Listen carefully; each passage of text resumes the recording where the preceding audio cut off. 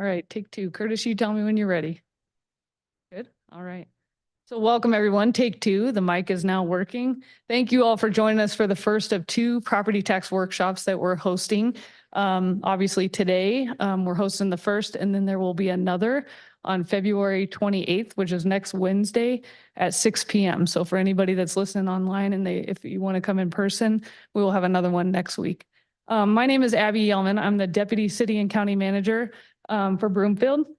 Thank you all for being here. I'm sure that there's going to be some questions. What our plan for today is to kind of walk through a presentation that's going to include presentation from our assessor, Jay Yamashita, also from our revenue manager, Wai Singh, and then also from our housing division. We have Vivi back there. So she's going to come up and they'll introduce themselves as they kind of walk through the presentation. We're going to walk through that, I'd say 15 minutes, and then we're going to open it up to Q&A. So if you have questions, we would say the Q&A is more general. Like if you just have some high level questions that would apply, maybe somebody else is, nervous and doesn't want to ask the question, please feel free to do that. I am going to ask you to pause just for a second because we do have microphones since we are recording, we're live streaming. So the folks that are listening online can hear those questions. That would be helpful. So we'll run mics to you and then have you ask your question. If you have something that's really specific to your specific tax bill, I printed mine online this morning. We will have staff stay after so they can talk to you individually. If you have specific questions that you'd rather ask privately, that's absolutely fine. So that's kind of what the makeup of the session looks like today, or the workshop looks like today. I am a mom, so I also remember there's restrooms right outside the door to your left as you go out if you need those. And then again, if you have questions today and then you're like me, you walk away and you think of a question later and you're like, oh, I should have asked that. You absolutely can contact our staff. We'll have the second property tax workshop next Wednesday at 6, or you can send us an email, however you'd like to do that. There's always time to follow up. So with that, I'm going to introduce our assessor, Jay Yamashita, who is going to kick us off and get the presentation started. Jay?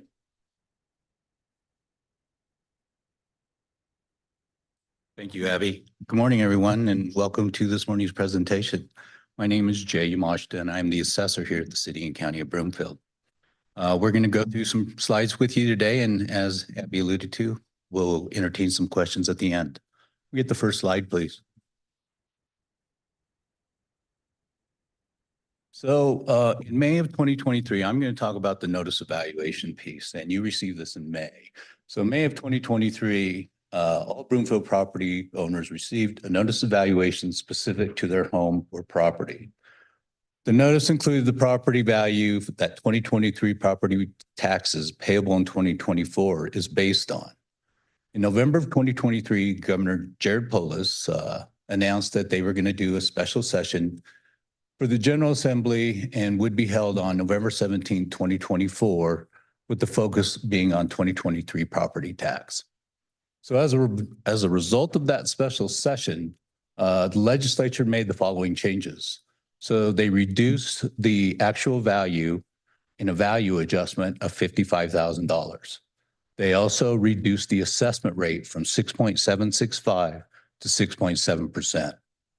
Deadlines for year-end certifications and processes, they were extended until January, and that's why we resulted in a delay in the mailing of the tax notices themselves. Unfortunately, the legislature did not change those dates and move them back for us. Deadlines for payments by state obviously stayed the same. If there are any additional questions you may have for my department, there's information at assessor@broomfield.org. And again, we will be available for you after this session. Thank you. I'm going to pass it on to Wai Singh Chim, our revenue manager. Thank you.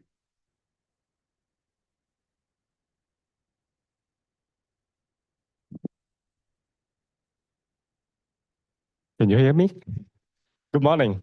My name is Wai Singh Chim. I'm the revenue manager, also serve as the treasurer for the Broomfield. Next slide, please. My responsibility include collecting, distributing property tax, also collecting sales tax, processing utility payment, also processing release and foreclosure. 2023, the total property tax exceeds $300 million. Bloomfield only retained 25%. The rest passed through to school districts, which is 49%, fire and special districts, total 26%. Next slide. Property tax notice. In a typical year, the property tax notice are mailed to the property owner around the third week of January. This year, due to the legislative change, the finalizations and the mailing of the notice was delayed. We finally mailed out the notice on February 12th. I believe many of you have already received the notice in the mail. The property owners will receive the tax notice regardless of whether they or the mortgage company are making the tax payment. When you open the tax notice, it's normally contain the general information in here, account number, parcel number, and I will explain that in detail on the next slide. Next slide. This is a real example of the tax notice. Let me go over from the top left first. From the top left, it's contained the account number, parcel number, and below that, each taxing authority and the mill levies. In this example, the total mill levy is 106.255. And below the mill levy, there's a legal description of the properties and the location address. We brought out those information due to privacy concern. Let's move to the top right area. There's a actual value and the assessed value. Down below that, that will be the total property tax for the full payment, first and second half payments. I will explain in detail how to calculate the property tax in the next slide.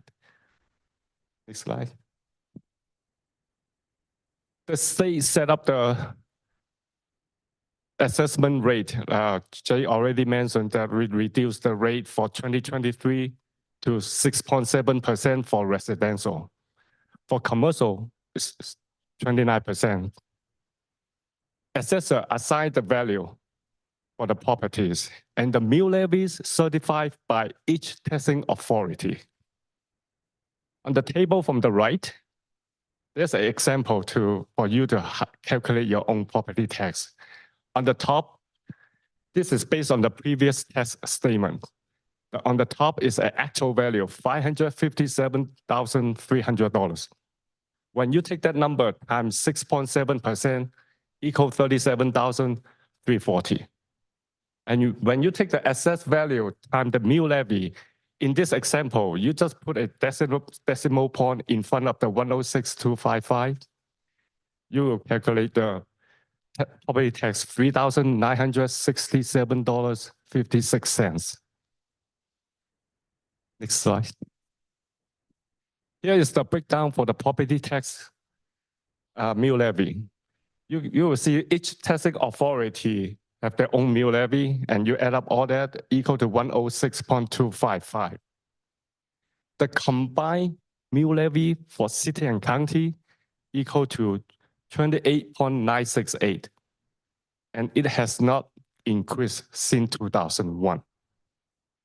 So the Bloomfield city and county mill levy has been the same for the last 23 years. Next slide. So when we receive the property tax, my office distribute the property tax and specific ownership tax to each taxing authority on the 10th of each month. School districts get another 3 distributions. Slide. The Colorado set the due date for the property tax. Full payment April 30th. If you pay the two equal payment, the first one will be due February 29. Second half due June 17. Next slide. For those of you who received the qualify for the senior property tax exemption, when you receive the notice on the left, you will see that there's an arrow, purple arrow key point to the senior exemption. It shows 93,708. This number is a critical error. The other on the up notice printed out from the Broomfield website is sold the $100,000. So let me stress.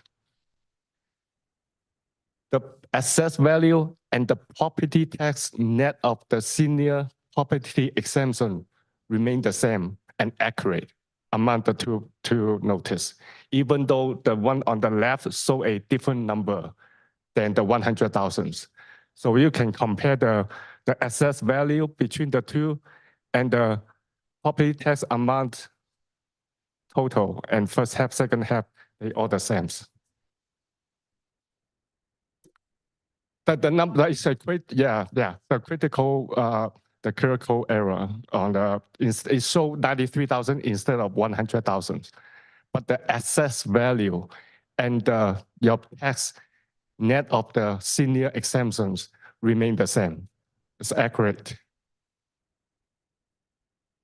And that's conclude my presentation today.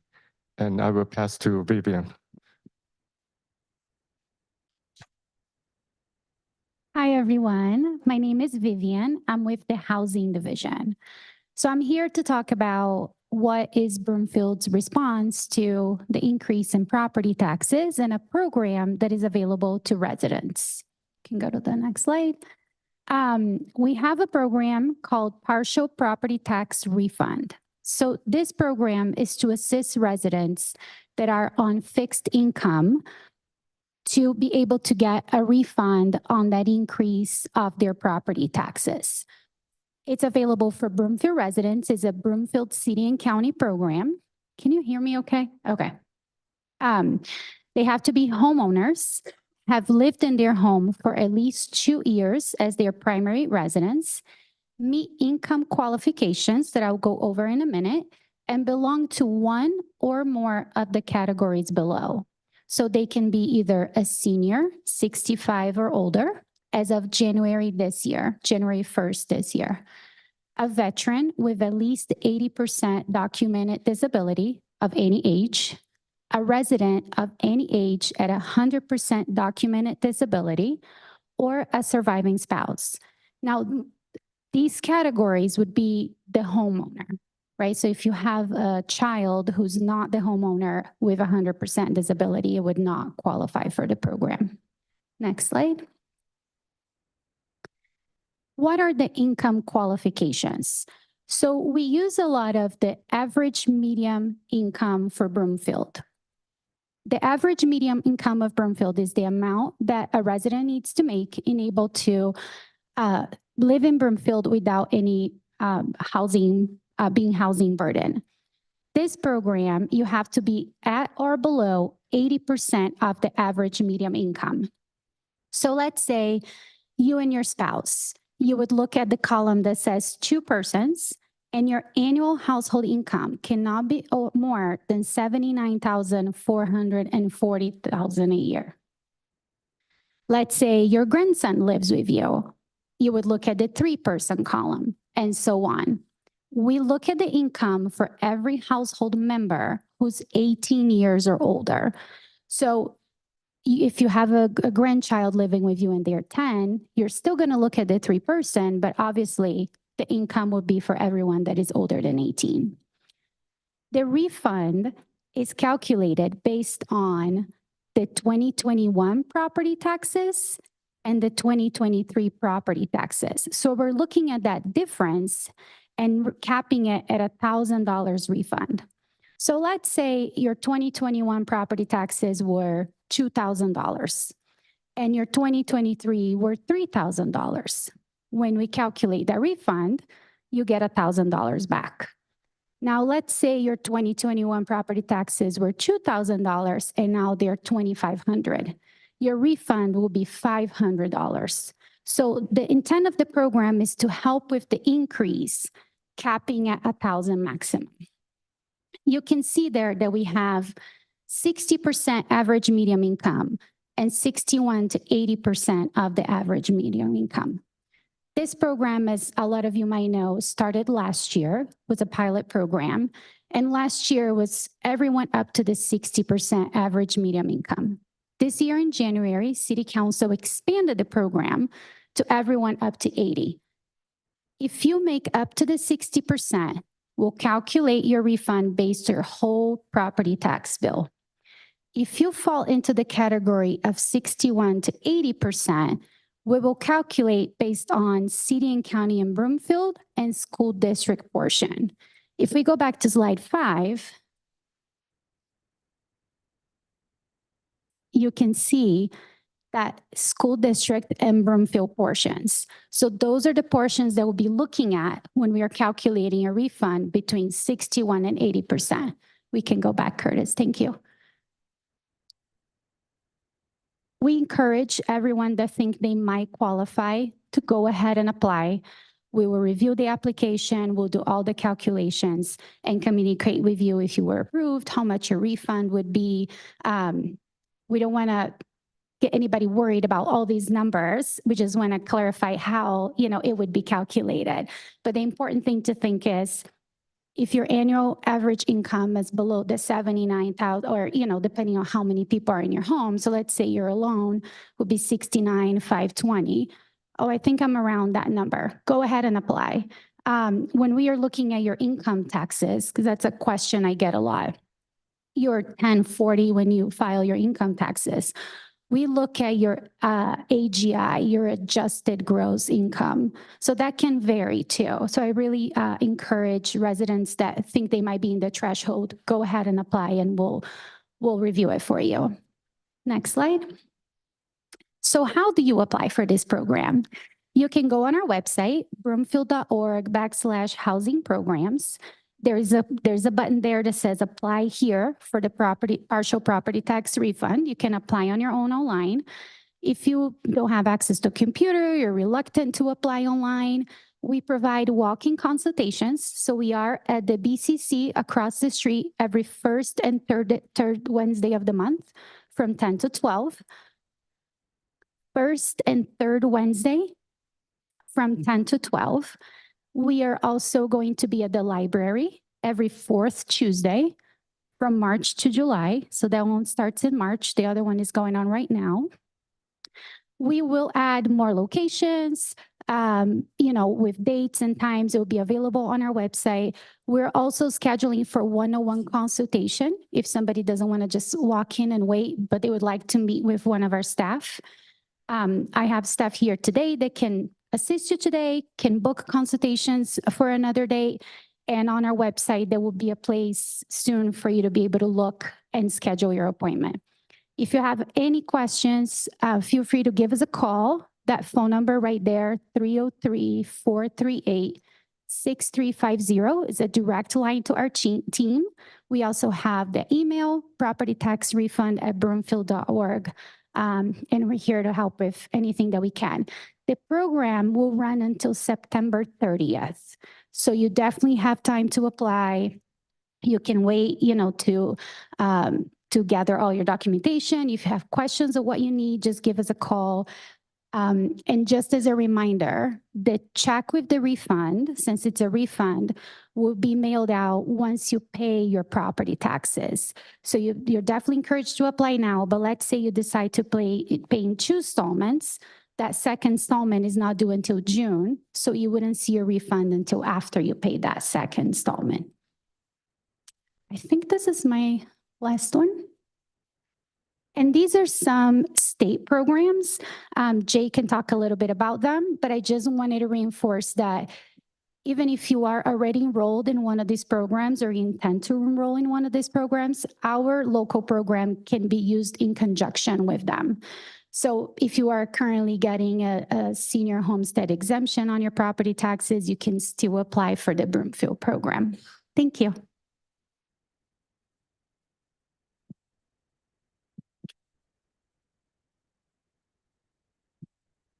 Vivian kind of explained everything. This is state-run programs, and that's handled out of the assessor's office, whereas Vivian is handling the local Broomfield programs that are available. So if you have any questions, please go to the website, or you can reach out to our office directly with any questions that you may have if you think that you may fit the bill for one of these exemptions. So I appreciate all your time this morning. Thank you.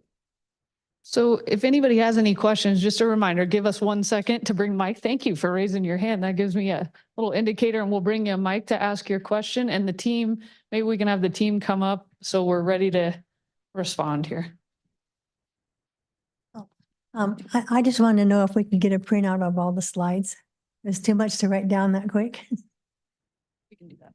Yes, we can print it out. And also we will put this on the website as well. Usually we put this kind of information on the property tax website. There's a property tax information site, but we also maybe can put it on the housing site too, just so there's a couple places you can find it online as well. Any other general questions from folks in the audience? I have asked this question many times, and I'm probably going to get the same answer. But I moved into a new home in May of 2005 up in Wildgrass, and had everything lined up. All my payments, was doing just fine. 1 year later, I received a notice that, oh, you are in a special tax district. And my monthly payments went up $300 a month. I thought I was going to become homeless because I was so shocked. And every time I come in and ask, okay, you've assigned me to a special tax district, and I was basically told that that was because if it was a new area that went to pay for things like police, fire department, maintenance of streets and those kinds of things. If I'm wrong about that, please let me know. And my other question was, how can I get that changed to not be in? I mean, I've been there, it'll be 18 years now, and it's all built up. And I'm at the low end of those houses up there. I live in a very modest 1,742 square foot house. And my taxes, my property taxes are out of sight. And when I got my tax bill this year, I just wanted, I thought, well, I'm going to be taxed to death, literally, and I have to move. So, do you have any answers for me? Changes of, can a special tax district, is that carved in stone that you're in a special tax district and you either move or pay? And unfortunately, that probably is the correct answer.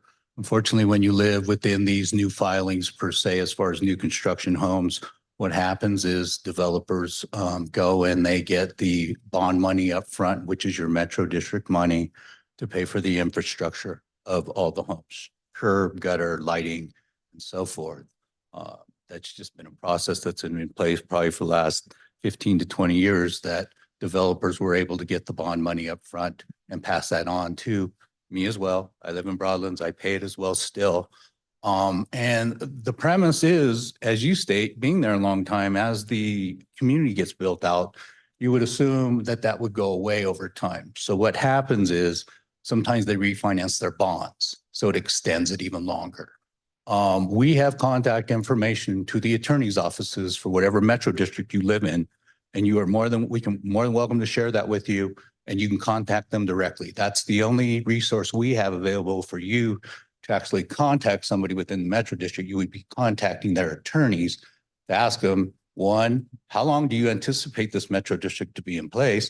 And second, is it going to drop? So over time, mine has dropped. Broadlands Metro District has dropped, but understand original construction took place in 1997. I'm still paying on a metro district. So just understand, it's nothing that the county can control per se.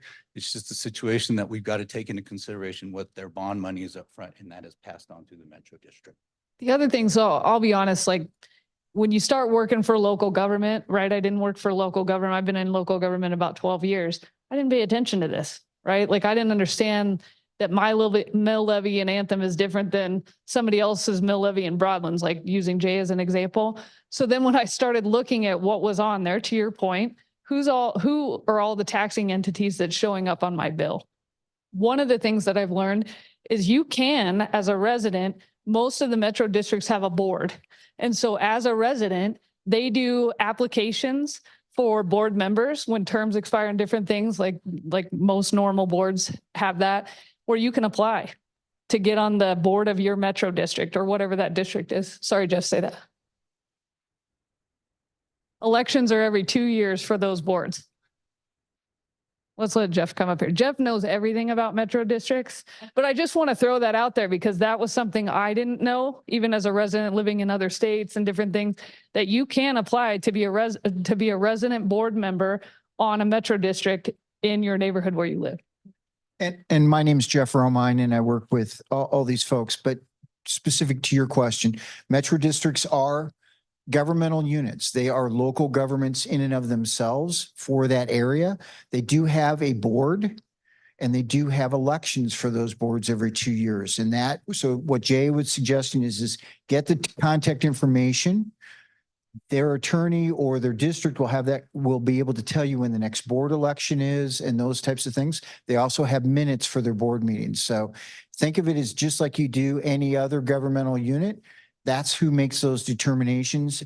As Wasing pointed out, they present their mills each 2 years, I think, or it's every year, right? For certification. So they're the responsible people. In the same way that North Metro Fire District has a board of directors and have their mills.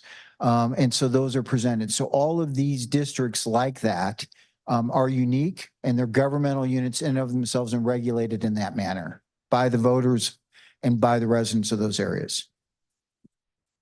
No, thanks. Thank you for the question. It's a really great question. And a lot of people don't know what that means when they read their bills. So that's a really great question. Does anybody else? And again, you might have individual questions that you want to ask after. That's absolutely fine as well. Does anybody else have a more general question? I think you were next and I'll come there. Sorry, you got to use them. Hey, thank you. I have several.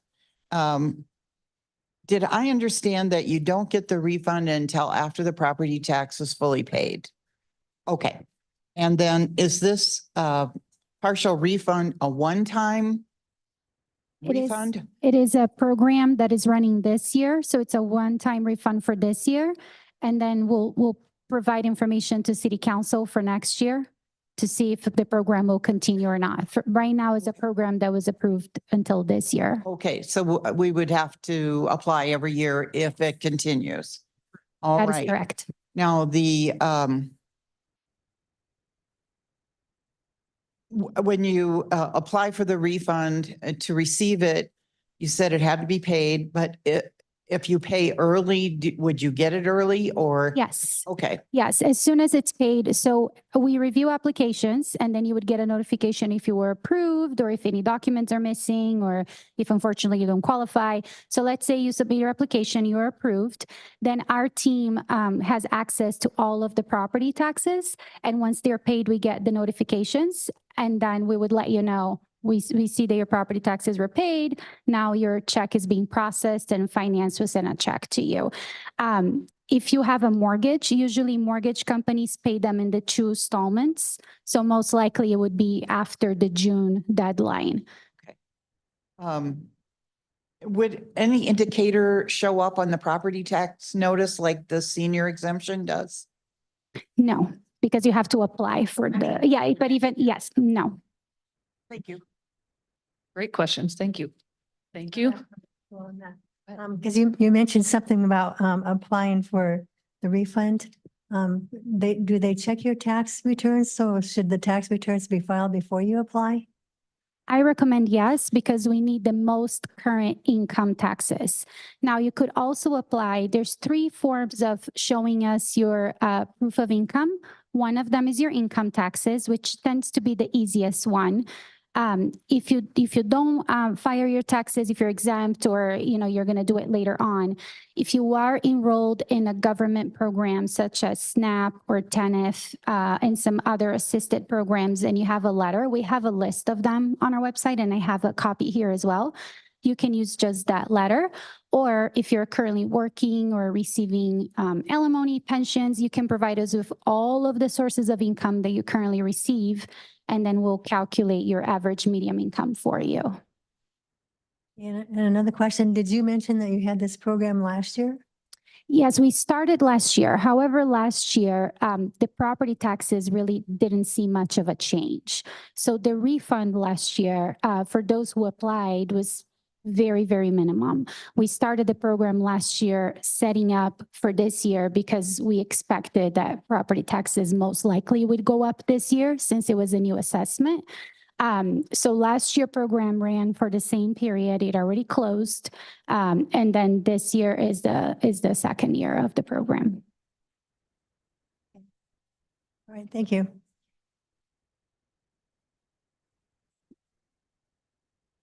Any other questions from any members of our audience? Always do that teacher pause, right? I'm not very good at it, but I'll just pause for a second. Yep.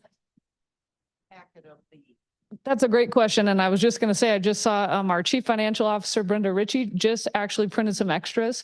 So there's some on the back table there if you want a hard copy to take with you. If we need more, we can always print more. And then again, we'll make sure those are put online as well. The team will work with Julie Story as our communications director and make sure that that gets put on our web pages as well. Any other question? Yes, ma'am. 1 second. Thank you for being patient on my delivery of the mic. Thank you. So can we also get a printout of the application? Oh, We have okay, copies of them okay. available. We also have our team here right now. If you have time and want to sit with someone and start your application with a member of our team, we can do that. I can give you a copy of the paper application, or we can also set up an appointment for another day, whatever is more convenient. And as a quick reminder, we're having the second property tax workshop, same presentation next Wednesday, February 28th at 6 p.m. So if you take the application with you, because the team's prepared. So thank you, team. You can take it with you, start to fill it out. If you're like, oh man, I don't know what this means, you're welcome to come back next Wednesday because we will have staff here again for a little time after the presentation if you have those questions as well. Yes, and if you prefer to do it in person instead of filling out the paper and bringing it back, but just sit with one of us and do it on the computer, we also have a list of what documents we would need in order to complete the application, so you can take that today as well. Any other questions from anyone? And again, it's not a one and done. If you walk out, you go home, and if you're like me at 10 o'clock at night, you're like, oh, I should have asked that question. That's okay. Come back next week if you want, give us a call, send us an email. Again, in that presentation, if you take one on the back page, that questions page has all the contact information for the different departments. You can even email info@broomfield.org if you want to. It's better to use those specific contacts if you can, but info@broomfield.org will also make sure that those get to the right people if you have questions. All right, well, we appreciate you all. Do you have another question? No worries. We like questions. That's okay. Somebody at home is wanting to ask your question and they can't, so please. I just wanted to ask, to pay the property taxes, is there a percentage that if you put it on a credit card? Is there a percentage that you pay instead of writing a check? That's a great question that I better let Wysing answer because I don't want to get it wrong. You pay a percentage of the credit card is charged 2.5%. Yeah, 2.5%. Great question. We get that question a lot. All right. Well, we appreciate you all. To our folks that are listening online, we appreciate you. Again, next Wednesday, February 28th at 6 p.m. in the council chambers, we'll do this presentation and workshop one more time. And then again, please use the presentation. The recording will be online as well if you want to listen to it again or any pieces that you feel like you missed. If you want to share it with folks that you know that might be eligible for the senior, or not senior, the partial property tax refund program or the state programs, please share that presentation, share the recording if you can. We want to get the word out as much as we can. Word of mouth is always the best way. So thank you all. Appreciate you. Thank you.